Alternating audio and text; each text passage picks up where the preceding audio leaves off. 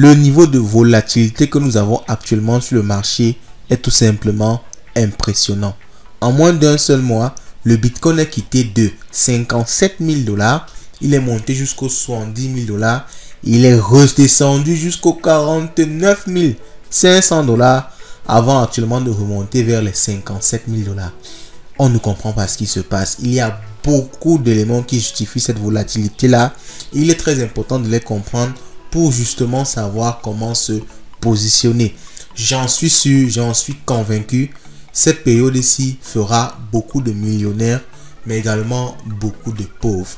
C'est à ce moment-ci qu'il faut bien se positionner. Il faut bien manager son portefeuille pour pouvoir se positionner et être justement dans la catégorie millionnaire ou bien pauvre juste après. Donc dans cette vidéo, on va voir un tas de choses qui vont tout simplement vous éclairer. On va déjà commencer par voir. Premièrement, la première question c'est qu'est-ce qui s'est passé? Ok, qu'est-ce qui s'est passé sur les marchés pour avoir, n'est-ce pas, cette volatilité là et cette énorme chute qu'on a connue sur le Bitcoin, surtout les jours précédents, parce qu'on est quitté carrément de 66 000 $ et on est retombé jusqu'aux 49 000 $, ce qui est tout simplement une perte immense. Donc on va commencer par voir qu'est-ce qui s'est passé. On va voir les différents éléments qui ont justifié ça, notamment la crise au niveau du Japon, le taux de chômage au niveau des États-Unis et beaucoup d'autres éléments qui ont justifié cela.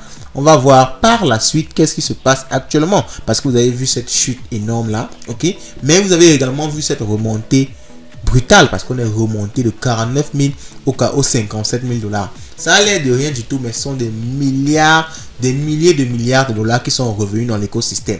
Donc, il faut vraiment comprendre ce qui se passe dans ça pour savoir est-ce qu'il faut se positionner en long, est-ce qu'il faut acheter maintenant, est-ce qu'il faut attendre un peu, est-ce qu'il faut vendre plutôt maintenant, est-ce qu'il faut se protéger. Ce sont des questions qui vont rendre des gens millionnaires ou bien tout simplement pauvres. C'est extrêmement important cette vidéo. Je demande votre soutien absolu en laissant d'abord le like et ensuite le mot du jour qui est tout simplement crise du Bitcoin en 2024. Il faut écrire ça en commentaire. C'est ça en commentaire, ça ne vous coûte rien. Ça vous prend juste une seconde et likez au maximum la vidéo, parce que je vais vous donner des informations immenses dans cette vidéo qui pourront vous être extrêmement utiles. Déjà, ce sont des choses que moi-même j'applique, donc vous aurez intérêt à les suivre. Ok, qu'est-ce qui se passe actuellement? Et on va terminer par qu'est-ce que j'en pense. Est-ce que je pense que c'est un piège? Ok, est-ce que je pense qu'il faut acheter maintenant? Est-ce que je pense qu'il faut attendre un peu? Quel est mon avis sur la direction du marché? On va voir tout ça en détail. Bon, allons-y, let's go. Bon, qu'est-ce qui s'est passé? Alors, qu'est-ce qui cause, n'est-ce pas, cette volatilité-là? Et plus précisément, qu'est-ce qui a causé la chute du Bitcoin, où on est quitté des 66 000 $, on a atteint même les 110 000 $, hein, pour retomber sur les 49 000 $, une perte de près de 20% sur le Bitcoin, ce qu'on n'avait pas connu depuis des années. Alors, premièrement, ce qui justifie ça, c'est le yen. Le yen au niveau du Japon. Alors, je crois que vous connaissez le yen, c'est la monnaie du Japon. Mais qu'est-ce qui s'est passé avec le yen? Pourquoi est-ce que le yen peut causer, n'est-ce pas, une chute du Bitcoin? Alors, au niveau du Japon, il y a eu un crash énorme. Et ce crash-là a causé un effet domino. Vous savez que la finance est liée, hein, les banques sont liées dans le monde. Lorsqu'il y a un crash aux États-Unis, ça a un impact sur les banques en Afrique. Lorsqu'il y a un crash au Japon, ça a un impact sur les banques aux États-Unis. Donc, parce que la finance mondiale est excessivement liée. La bourse de Tokyo, comme on peut le lire dans cet article, a connu ce lundi sa pire journée depuis 40 ans. Vous imaginez les gars, depuis 40 ans, la bourse de Tokyo a connu sa pire journée. Les doutes s'accumulent sur l'économie américaine et les investisseurs ont commencé à paniquer. Donc, la finance mondiale se réveille ce lundi sur un fond de baisse. La bourse de Tokyo a essuyé les pertes en points en une seule journée. Le Nikkei 225 a décroché de 12,4%. Le Nikkei 225, c'est l'indice national du pays. Vous savez, chaque pays a un indice national. Aux États-Unis, on a par exemple le SP 500. Au niveau de la France, on a le CAC 40. Au niveau du Japon, on a le Nikkei 225. Ça représente les 225 plus grandes entreprises du Japon. Lorsque ces entreprises-là vont bien, le Japon va bien. Lorsqu'elles vont mal, le Japon se porte mal. Donc, on a eu une chute, n'est-ce pas, du cours de ces actions-là de 12,4%, les gars. C'est énorme. On dit que depuis 40 ans, on n'avait pas vécu cela. Donc, vous comprenez à quel point c'est énorme. Ok? Donc, alors, qu'est-ce qui s'est passé? Pourquoi est-ce qu'on a eu cette baisse-là du Nikkei 225? Alors, c'est très simple et la raison, elle est un peu plus bas ici. C'est un contexte macroéconomique qui a été tout simplement jugé dégradé. La Banque du Japon a relevé ses taux directeurs de façon inattendue. Alors, les taux directeurs, c'est ce qui définit dans un pays à combien est-ce qu'on emprunte de l'argent. Il faut savoir que avant, au niveau du Japon, les prêts étaient très abordables, pour ne même pas dire gratuits. Les taux étaient très faibles, donc vous pouvez prêter beaucoup d'argent au Japon, partir avec cet argent-là, investir ailleurs où les taux sont beaucoup plus grands. Ça veut dire que vous empruntez un endroit et vous partez tout simplement investir autre part pour faire de la marge. Je crois qu'on comprend bien le principe. Vous prenez de l'argent au Japon à taux très faible, vous partez réinvestir ça dans d'autres pays avec un taux qui est beaucoup plus intéressant. Donc, comme les taux étaient faibles, beaucoup de personnes ont pris cet argent-là en masse et c'est depuis beaucoup de temps que ça se passait. Ok? Donc, maintenant, en remontant ces taux, ça a provoqué un renforcement de sa monnaie. Donc, quand ils ont remonté les taux, ça veut dire quoi? Tout simplement, ceux qui avaient emprunté à taux très bas ou emprunté presque gratuitement, maintenant les taux étaient remontés. Donc, eux, ils n'avaient plus d'intérêt à faire ça, à emprunter de l'argent au niveau du Japon. Et ils devaient donc rembourser leurs prêts pour ne pas se retrouver en train de payer des intérêts qu'ils ne pouvaient tout simplement pas assumer. Donc, quand ils ont fait ça, ils ont été obligés de faire quoi? Ils ont été obligés, n'est-ce pas? Le Japon a précipité une vente massive par des acteurs étrangers des actions des entreprises japonaises. Et qui dit tout simplement une vente massive des actions des entreprises japonaises, ça veut dire quoi? Un écroulement de la bourse, précisément du Nikkei 225. Et lorsque ça s'est écroulé, donc, le fait que beaucoup de personnes avaient emprunté beaucoup d'argent et qui sont donc venus, ils ont été obligés de liquider des positions pour rembourser cet argent-là parce que les taux d'intérêt étaient maintenant devenus insoutenables. Ça a tout simplement causé quoi? Une chute de la bourse au niveau du Japon. Et vous savez que les économies sont liées. Donc lorsque la bourse a commencé à chuter au Japon, il y a eu une panique. Et vraiment cette panique-là s'est répandue partout au niveau des États-Unis et même au niveau des crypto-monnaies. Donc c'est la principale cause. Mais elle n'est pas la seule. Comme je le dis souvent, dans un crash d'avion, il n'y a jamais une seule raison. Pareillement, dans un crash crypto, il n'y a jamais une seule raison. C'est souvent un mélange de beaucoup de news. Et la seconde news qui nous intéresse, c'est le taux de chômage aux États-Unis. Comme on peut le voir ici, le taux de chômage est un indicateur économique très important. Un taux de chômage élevé signifie qu'une partie de la population vit sans revenu stable. Et lorsque des personnes vivent sans revenu stable, ils ne peuvent pas suffisamment consommer, ils ne peuvent pas acheter des ordinateurs, ils ne peuvent pas acheter des services en ligne, donc ils ne peuvent pas faire vivre les entreprises américaines. Et ça va tout simplement entraîner quoi? Ça va tout simplement entraîner que les entreprises américaines ne vont pas avoir des chiffres d'affaires intéressants, ne vont pas générer suffisamment de bénéfices. Ils auront tout simplement des résultats qui seront en perte ou bien pas assez intéressants. Donc, comme on peut le voir ici, le rapport sur l'emploi américain est un élément déclencheur. Ça a également déclenché cette crise-là. Parce qu'un rapport sur l'emploi américain publié vendredi a fait décocher les actions et rendements obligataires. Donc, lorsqu'on voit que les entreprises n'ont pas un bon résultat, ok, ça veut dire quoi? Les gens se posent des questions. Vous n'avez pas de bons résultats. À quoi ça me sert de garder vos actions? Ça ne me sert à rien du tout. Donc, les gens ont commencé à vendre les actions de beaucoup d'entreprises. Et c'est également ça qui a causé, n'est-ce pas, une chute, n'est-ce pas, de l'économie. Comme on peut le voir ici, la bourse de New York a conclu sur une chute brutale le lundi, frôlant la panique. Ok, l'indice du Dow Jones a connu sa pire séance depuis 2022 et a perdu 2,60%. Le Nasdaq a perdu 3,40%. Il faut savoir que ce sont des indices, des costauds indices qui ont des milliards de dollars. Donc quand on parle de 3% comme ça, ça fait des milliers de milliards de dollars. Et je vous ai montré dans la vidéo passée que en une seule journée, sur le marché des actions, on a perdu 3000 milliards. Près de 3000 milliards, ce qui équivaut à l'ensemble de la capitalisation de toutes les crypto-monnaies qui existent. Donc vous imaginez vraiment à quel point beaucoup de personnes ont paniqué et ont commencé à vendre des actions de beaucoup d'entreprises. Donc c'est également une des raisons qui a causé, n'est-ce pas, cette chute violente là du marché. Alors c'est pas du tout fini, il y a encore d'autres raisons. Il y a la guerre en Palestine, donc guerre Palestine-Israël qui a également participé à la chute. Je vous ai dit, il n'y a pas une seule raison, il y a beaucoup de raisons. Et ce qui est terrible, c'est que quand ces raisons-là viennent, on a l'impression qu'elles s'attendaient tous le même moment pour venir. Ok, au Japon, il y a des soucis. En même temps, ça cause des soucis sur la bourse de New York. Bon, c'est vrai que c'est interlié. Donc, un seul souci peut causer, n'est-ce pas, en chaîne, tous ces soucis-là. Mais il faut savoir que la hausse des taux au niveau du Japon et les chiffres de l'emploi au niveau des États-Unis sont venus presque au même moment. Vous voyez ici, on parle de vendredi. Au Japon, on parle de mercredi. Donc, c'est presque au même moment. Et vraiment, vous voyez comment tous les éléments étaient mis ensemble pour faire paniquer tout le monde et faire perdre beaucoup de personnes. Alors, qu'est-ce que la guerre en Israël a comme impact? Les menaces de l'Iran contre Israël peuvent-elles impacter le marché crypto? Donc, dans cet article-ci, on voit que l'Iran menace d'attaquer Israël. Depuis quelques jours, suite à l'attaque d'Israël au sud de Beyrouth au Liban, en Iran, l'Iran menace d'attaquer Israël de manière directe et frontale. Plusieurs médias iraniens ont mis en avant des scénarios belliqueux.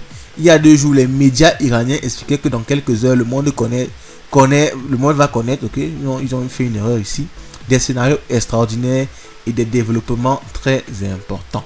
Ok, on dit quel avenir pour les cryptos en cas d'attaque massive. Historiquement, les conflits géopolitiques ont toujours impacté le monde de la finance pour des raisons évidentes. Dans le cas des crypto-monnaies, les choses sont différentes. Si les actions appartiennent à des entreprises et peuvent ainsi posséder une forme d'identité nationale, ce n'est pas le cas pour les cryptos. Pourtant, le Bitcoin semble réagir lors des événements majeurs. La loi de l'offre et la demande est alors prédominante lors des catastrophes. En avril dernier, l'Iran menaçait une attaque de drone contre Israël. Et le Bitcoin, alors que le Bitcoin se maintenait à 70 000, son coût a chuté vers les 62 000. Donc on voit que historiquement, les guerres ou tout ce qui est conflit, c'est pas favorable au Bitcoin. Parce que les gens paniquent. Justement, comme ils savent ça, ils vendent en masse et ça fait chuter le prix. Ils vendent en masse pour se protéger en gardant par exemple des dollars. Ok? Donc vous voyez que ça a également été, lorsqu'il y a eu, n'est-ce pas, cette annonce-là d'une attaque contre Israël, ça a causé, n'est-ce pas, une chute énorme des crypto-monnaies. Vous voyez comment tous ces éléments-là se sont mélangés pour causer la chute, n'est-ce pas, du marché. En plus, il faut savoir que lorsqu'il y a une chute violente sur le marché, à cause de ces différents éléments-là, il y a des gens qui avaient pris des positions à terme. Ils avaient parié à la hausse du Bitcoin. Notamment quand le Bitcoin monte, beaucoup de personnes parient à la hausse. Quand le Bitcoin est en train de monter comme ceci-là, ok, beaucoup de personnes sont en train de parier à la hausse. Et lorsqu'il y a donc une violente chute, on les liquide. Et qui dit liquider, les gens qui parient à la hausse, dit qu'on va vendre leur position. Et qui dit vendre leur position, dit chute encore plus importante parce qu'on vend encore beaucoup plus sur le marché. Donc c'est cette cascade-là qui a entraîné, n'est-ce pas, cette énorme bougie rouge-ci qu'on appelle la bougie de l'enfer. Bon, moi j'ai appelé ça comme ça. C'est pas qu'on appelle ça comme ça. Il faut pas aller dire que j'ai dit qu'on appelait ça ainsi. Donc moi j'appelle ça la bougie de l'enfer qui a également fait chuter énormément le marché. Alors, il y a également d'autres news, vraiment ça ne finit pas. Il y a la news de Jump Trading. Qu'est-ce que Jump Trading a fait? Alors déjà, qu'est-ce que Jump Trading? Pour ceux qui ne savent pas, on va essayer de voir ici. Bon, avant de ça, je vais vous parler de cette petite news-ci en disant que beaucoup d'initiés, beaucoup de personnes proéminentes dans l'industrie, comme Warren Buffett, qui est le plus grand investisseur de tous les temps, Mark Zuckerberg, Bill Gates, vendaient leurs actions. Ces mouvements ont également fait paniquer les gens parce que lorsque vous voyez des gros portefeuilles comme ça vendre leurs actions, c'est souvent parce qu'ils ont des news derrière. Donc, quand les personnes qui suivaient le portefeuille là, lorsqu'ils ont vu ces gens là vendre, ils ont également vendu à masse. C'est tout ça qui a posé, c'est tout ça qui a causé, n'est-ce pas, une liquidation forte, une vente forte, n'est-ce pas, sur les marchés. Ok, donc suite à, on va revenir sur ça. Donc, je voulais vous parler de Jump Trading qui est au cœur du tsunami crypto aussi. Parce que c'est une entreprise qui est assez discrète, qui a été fondée en 1999 à Chicago. Et l'entreprise est un géant du trading quantitatif. Bon, on peut voir ici leurs différents chiffres. Abonnez-vous sur la chaîne si vous voulez avoir ces informations aussi en total. Ce qui nous intéresse, c'est quoi? C'est ce qui s'est passé avec le carry trade japonais. Donc, l'entreprise Jump, autant pour moi, aurait des positions massives avec des leviers sur le marché japonais. Et étant donné que il y a eu un effondrement du Nikkei, ça a tout simplement créé un appel de marge. Vous savez que lorsque vous avez des positions et que votre crypto, ou du moins ce sur quoi vous avez la position, chute énormément, ce qui se passe c'est que vous allez être liquidé. Et si vous ne voulez pas être liquidé, il faut que vous compensiez ça avec de l'argent. Et étant donné que l'entreprise avait beaucoup de crypto, ok, l'entreprise avait beaucoup de crypto, l'entreprise a dû vendre beaucoup de crypto pour pouvoir, n'est-ce pas, vous voyez, dans ce tableau, si on peut voir toutes les cryptos que l'entreprise a vendues, des millions de dollars pour pouvoir avoir de l'espèce, pour pouvoir empêcher que leur position ne soit liquidée suite à la chute, n'est-ce pas, du Nikkei. Donc, vous voyez comment cet ensemble d'éléments-là, cet ensemble de news-ci ont causé ce qui se passe actuellement sur le marché. Alors, il peut y avoir deux ou trois autres petits éléments, mais on ne va pas revenir sur tout ça ici. Vous avez les éléments les plus majeurs qui ont causé la chute du marché. Alors maintenant qu'on a vu qu'est-ce qui s'est passé il est important de voir qu'est-ce qui se passe. Ok? Parce qu'on a déjà vu qu'est-ce qui s'est passé. Qu'est-ce qui se passe actuellement? Alors, le Bitcoin est descendu aux 49 000 $. Mais comme on peut le voir maintenant, le Bitcoin est remonté et on est en train de côtoyer les 57 000 $ actuellement. De 49 000 à 55 000 $, c'est près de 10%. Donc, c'est également beaucoup d'argent qui est revenu dans l'écosystème. Alors, qu'est-ce qui a causé ces différents éléments-là? Il y a des news comme quoi la Federal Reserve aux États-Unis va se réunir pour pouvoir stabiliser l'économie. Donc, quand les gens ont entendu ça, ils se sont dit que, ok, s'ils stabilisent l'économie, le Bitcoin va forcément exploser. Donc, les gens ont recommencé à se positionner sur le Bitcoin, ce qui a fait reprendre de la valeur. Et on peut le voir aussi avec cette news-ci. La bourse de Tokyo a connu un rebond. Donc, on est passé de moins 12,4% à 10% après l'ouverture. Donc, même au niveau du Japon, on a annoncé que la banque centrale du Japon va faire une réunion d'urgence pour tout simplement stabiliser ce qui est en train de se passer au niveau du Nikkei. Donc, les gens, les spéculateurs ont dit, ok, s'ils vont faire une réunion d'urgence, ce qui est sûr, les décisions seront favorables. Donc, investissons. Donc, vous voyez, donc, ça a repris de la valeur. Et c'est pour ça que les crypto-monnaies ont également repris de la valeur. Ok, vous voyez comment les news sont liées. Les news sont franchement liées. Alors, il y a un tweet ici qui résume un peu tout ce que je vous ai raconté là. Donc, ça parle du carry trade de jump trading. Ça parle du marché traditionnel en panique. Des ventes majeures de jump trading. Du contexte global tendu avec l'assassinat par le Hamas, du leader du Hamas par Israël, en Iran. Donc, vous voyez qu'au Liban, en Iran, ok, vous voyez que donc, ce tweet-là résume un peu tout. Donc, pour le retrouver, c'est très simple. Abonnez-vous tout simplement sur Light Finance et vous allez retrouver le tweet là qu'on a retweeté tout simplement. Light Finance 237 sur Twitter. Ok? Bon, on a vu ce qui s'est passé, on a vu qu'est-ce qui se passe et maintenant, qu'est-ce que moi j'en pense et quelle est ma vision, ma stratégie que j'applique actuellement sur le marché. Bon, pour moi, ce qu'il faut comprendre, c'est que la guerre en Israël avec la Palestine n'est pas terminée. Ils ont annoncé qu'ils vont attaquer, mais ils n'ont pas encore effectivement attaqué. S'ils attaquent, il peut y avoir une autre énorme bougie rouge. Et j'ai l'impression, en fait, avec tous les éléments que je peux voir sur le marché, dans les news, j'ai l'impression qu'ils vont attaquer. Donc, je me dis qu'il y aura une autre grosse bougie rouge qui va ramener le Bitcoin sûrement vers les 49 000 $. Ok?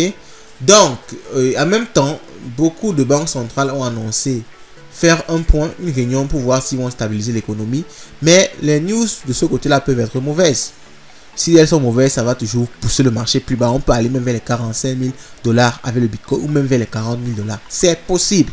Donc, cette hausse-ci qu'on a actuellement, pour moi, c'est un piège. Je crois qu'on va monter peut-être vers les 60 000, combler le gap CME parce qu'on a un gap CME à 62 000 $. On va monter un peu vers les 60 000, mais après, on risque de recracher. Le contexte économique est énormément compliqué. Donc, moi, ce que je vous conseille, c'est de vous calmer actuellement, de ne pas acheter de crypto parce que j'ai bien l'impression que ça va rechuter. Mais si vous êtes plutôt joueur, je vous conseille d'appliquer la stratégie que moi j'applique qui est 50-50%. Donc moi, je sécurise au maximum tous mes trades où je ne suis pas trop perdant ou bien que je suis un peu gagnant. Je sors de ces trades là et je garde le maximum de cash de côté. Alors, sur les trades dont je n'ai pas le choix, je les laisse tout simplement tourner. Ce qui fait que j'ai 50-50%. Avec mes 50% de cash, si le marché chute violemment vers les 40 000 $, je vais racheter.